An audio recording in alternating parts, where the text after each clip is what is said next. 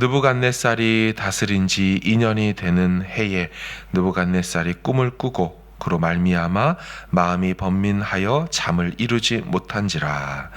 왕이 그의 꿈을 자기에게 알려주도록 박수와 술객과 점쟁이와 갈대아 술사를 부르라 말하매 그들이 들어가서 왕의 앞에 선지라.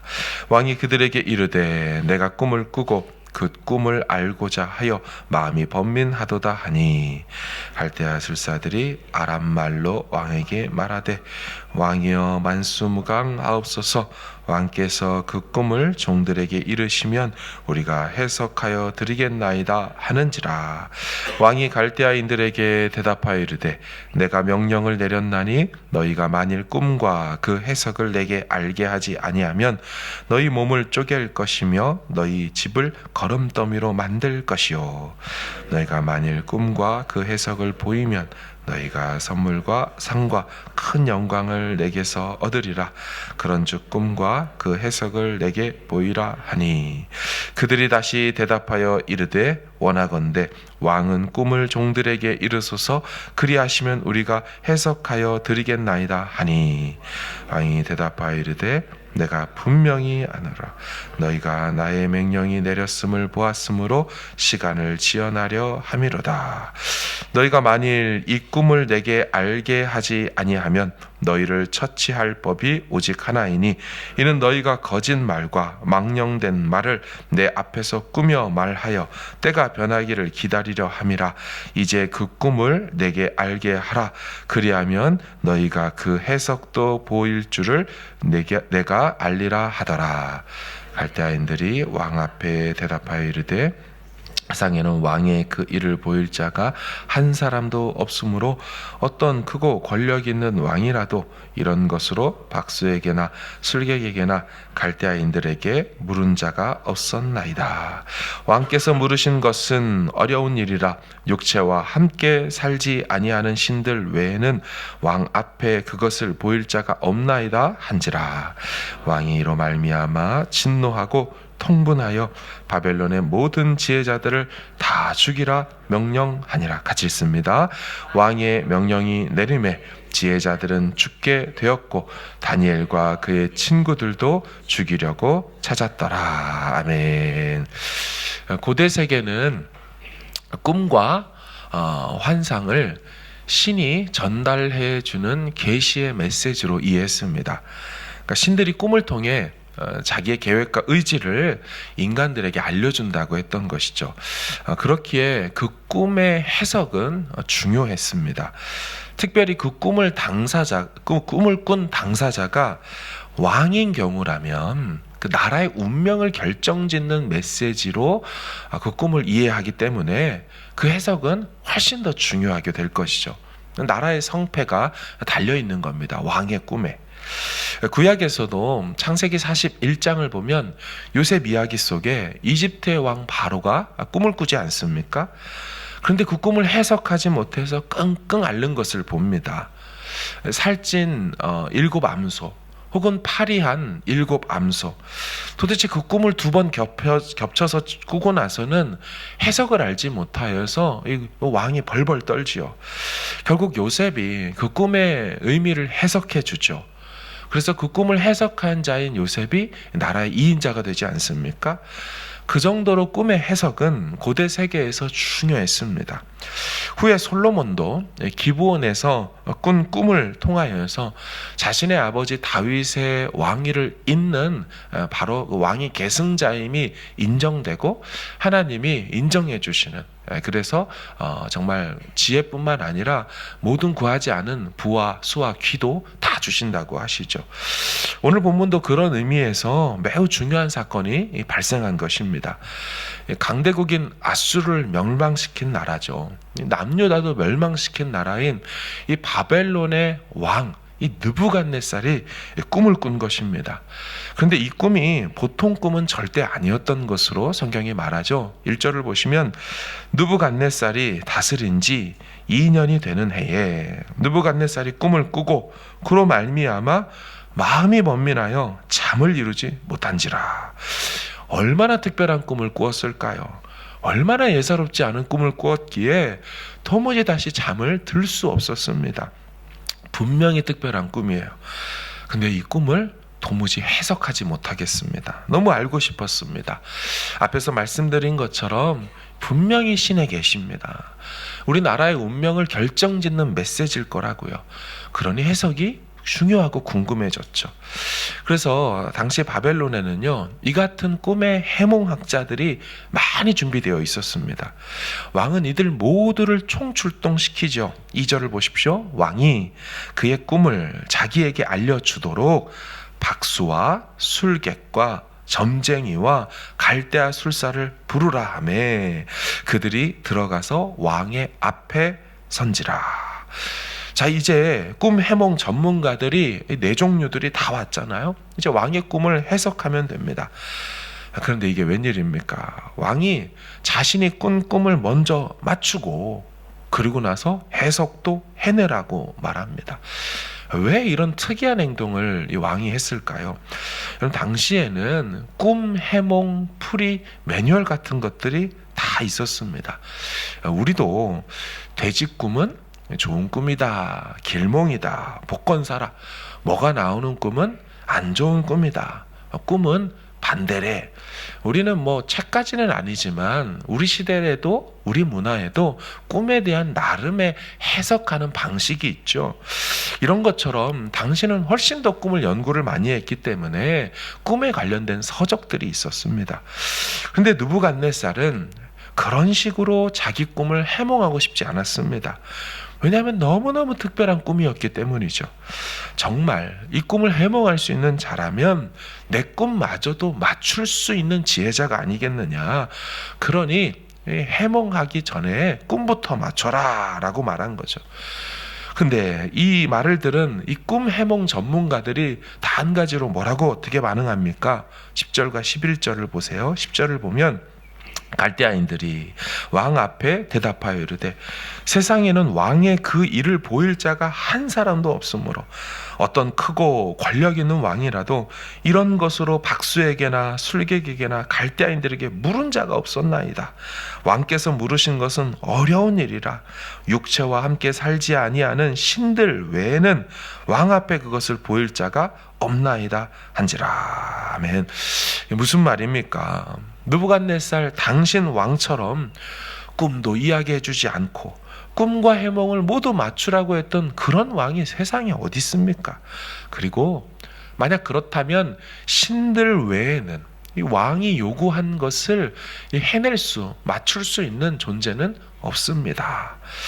여러분, 이 고백이 참 아이러니한 고백입니다. 당시 고대 세계의 전쟁들은 모두 신들의 전쟁 아닙니까? 그래서 나라가 나라를 멸망시켰지만 그렇게 이해하지 않고 이 나라가 섬기는 신이 멸망당한 저 나라의 신을 패배시켰다 이렇게 말하며 우리 신이 더 세다 했단 말이죠. 그렇게 지금 이 나라인 바벨론의 신은요, 주변 나라 다 정복한 제국 아니겠습니까? 자기 나라 신이 모든 신들을 패배시킨 최고의 신, 뛰어난 신이라는 게 그들의 주장이죠. 그런데 그 나라의 최고의 술사들이 자기들의 신에게 도움 요청을 합니까? 안 하죠. 신만 할 수 있다고 말해놓고도 자기들의 신에게 요청을 안 합니다. 이게 참 자가당착이고 아이러니한 현상입니다. 자기들의 말 속에 사실은 뭐를 증명하는 거냐면 자기들의 신이 무능하다는 걸 사실은 깔고 얘기하는 거죠. 자기들의 신에게 묻지 않기 때문입니다. 왜 그렇습니까? 그들이 섬기는 신들 다 우상일 뿐이죠. 돌과 목상들이기 때문입니다. 불러보고 물어봐 봤자 어차피 답 못한다는 거 알고 있으니 신 말고는 답을 못합니다. 도울 힘이 없는 우리의 신은 가짜 신입니다. 오늘 본문은 또 하나 아이러니한 모습이 있습니다. 이 대제국의 왕이요, 이 꿈 하나에 벌벌 떨고 잠도 못 자고 온 나라를 들쑤시며 요란 법석을 떨지요. 어느 날 찾아온 이 꿈의 습격에 제국의 왕이 겁을 집어먹은 현상 아닙니까?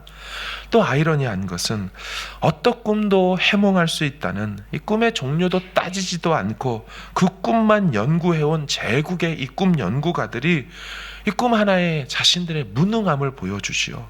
그들은 아무 힘도 능도 지혜도 없는, 그래서 절대로 우리는 못한다고 막 무능을 막 선포해 버립니다. 여러분, 아직 하나님은 일도 시작하지 않으셨어요. 단지 자신의 뜻을 알리는 계시의 꿈을 한 인간에게 그냥 꿈으로 알리신 것 뿐입니다. 근데 그거 하나 일어났더니 제국의 수뇌부가 그 새벽에 일어나서 흔들리고 요동을 법석을 떨고 있죠. 여러분, 왕 느부갓네살이 급기야 명령을 합니다. 이 나라의 모든 꿈 해몽 전문가들을 죽여라. 이 11절에 죽여버리라고 하죠. 이 말이 왕이 스스로 자인했다는 거예요. 이 모든 것이 잘못됐다. 너희들은 다 지혜자라고 하지만 다 무능한 자구나. 아무짝에도 쓸모없는 자들이구나. 무용지물이구나. 선언해버린 겁니다. 근데 여러분, 우리는 압니다. 이 바벨론의 꿈 해몽 전문가들을 키워내는 이 바벨론 아카데미 학생 중에 다니엘과 세 친구가 있었다는 것을 우리는 알고 있습니다. 결국 다니엘이 자기 친구들과 함께 기도한 후에 하나님으로부터 이 꿈이 무엇인지도 알게 되고 그 꿈의 해석과 해몽까지도 하나님으로부터 다 받게 되어 느부갓네살 앞에 와서 다 그들이 못하던 것을 해내게 되죠. 그들 모두보다 10배나 10배나 나았다라고 1장 마지막에 말하고 있죠. 근데 여러분, 성경은 이 꿈을 해석한 때를 밝히고 있습니다. 언제라고 말하냐면 1절에 보면 느부갓네살이 다스린 지 2년이 되는 해에. 자, 이 꿈 해몽하라는 이 사건, 이 막 뒤집어지는 사건이 언제 일어났냐면 통치 2년째라고 말해요. 자, 그런데 여러분, 다니엘과 세 친구들은 얼마나 꿈 해몽 훈련을 받아야 했습니까? 몇 년짜리 꿈 해몽 프로그램에 들어가서 그 자신들의 선배인 이 먼저 느부갓네살 앞에 부름받은 이 술사들, 이 점쟁이들, 이들에게 훈련 받았습니까? 얼마나? 자, 우리 다니엘서 1장 5절을 보시면 다니엘이 훈련 받은 기간이 나와요. 1장 5절, 또 왕이 지정하여 그들에게 왕의 음식과 그가 마시는 포도주에서 날마다 쓸 것을 주어 몇 년을 기르도록 했습니까? 3년을 기르도록 하였으나 그 후에, 자 보세요, 3년이 지나야 그 이 훈련생들은 왕 앞에 서게 되는 것입니다. 그러니까 바벨론 꿈 해몽 아카데미는 3년짜리 커리큘럼을 갖고 있어요. 그런데 이 일이 언제 일어난 거예요? 2년째 일어났습니다. 그러니까 다니엘이 아직 그들의 훈련 프로그램이 다 하기도 전인 중간 2년째에 이미 그들을 다니엘을 가르치는 자들보다 10배나 뛰어난 지혜가 있었고, 심지어 그들은 해내지도 못하던 것, 그래서 다 죽이라 그러잖아요. 그러니까 선배들도 다 죽고 교수진들도 다 죽고 그 밑에 학생들인 다니엘과 세 친구 끌려온 나름 똘똘하다는 유대인들도 다 필요 없는 거예요. 느부갓네살 입장에서 볼 때는 다 죽여라. 그런데 웬걸, 다니엘이 하나님의 이 계시에, 하나님의 이 지혜로 그 꿈도 맞추고 해석도 맞춰버리죠.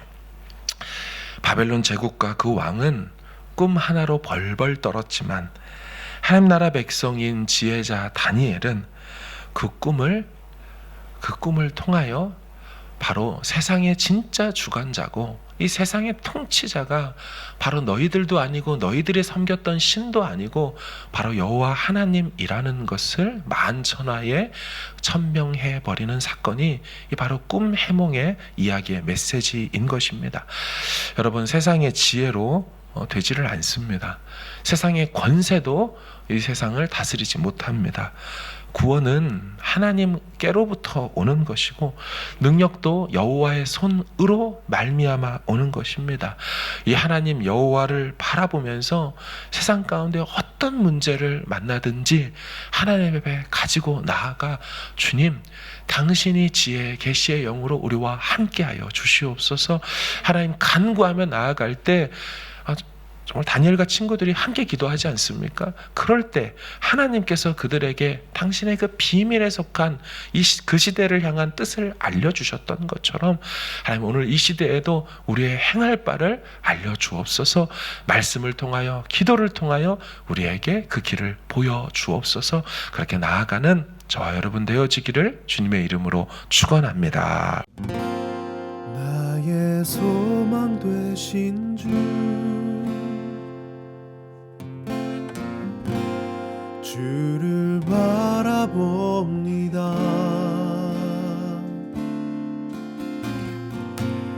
다시 오실 나의 왕 예수, 주를 기다립니다.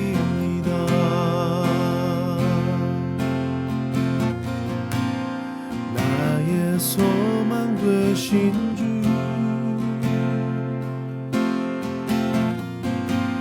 주를 바라봅니다.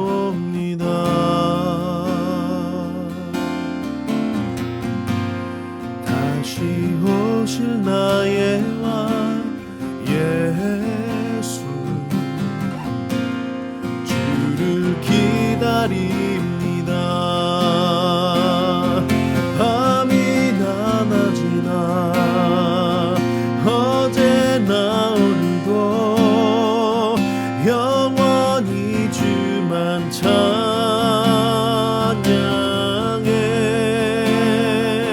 괴롭고 슬플 때 낭망하여 넘어져도 언제나 주만 찬양하겠네.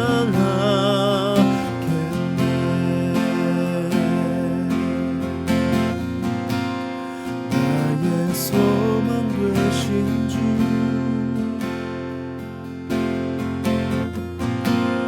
주를 바라봅니다.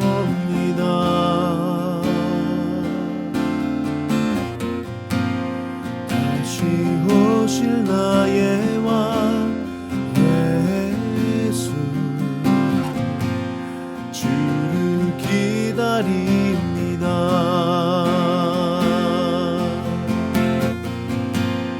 나의 소망 되신 주,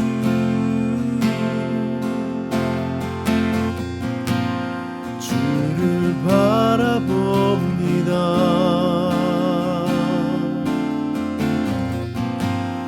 다시 오실 나의 왕 예수, 주를 기다립니다.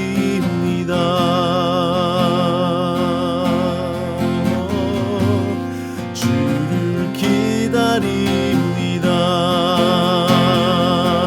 밤이나 낮이나 어제나 오늘도 영원히 주만 찬양해.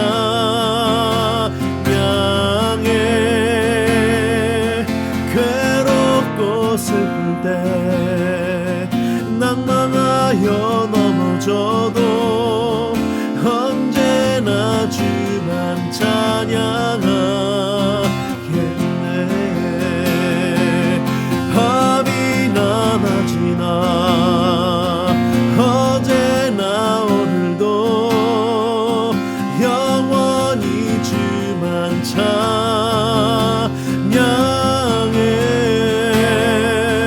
괴롭고 슬플 때 낭망하여 넘어져도 언제나 주만 찬양하겠네. 밤이나 낮이나 어제나 오늘도 영원히 주만 찬양해.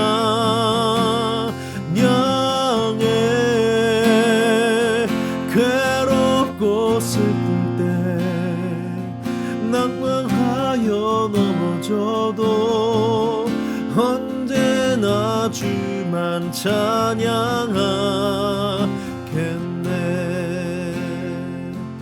언제나 주만 찬양하겠네.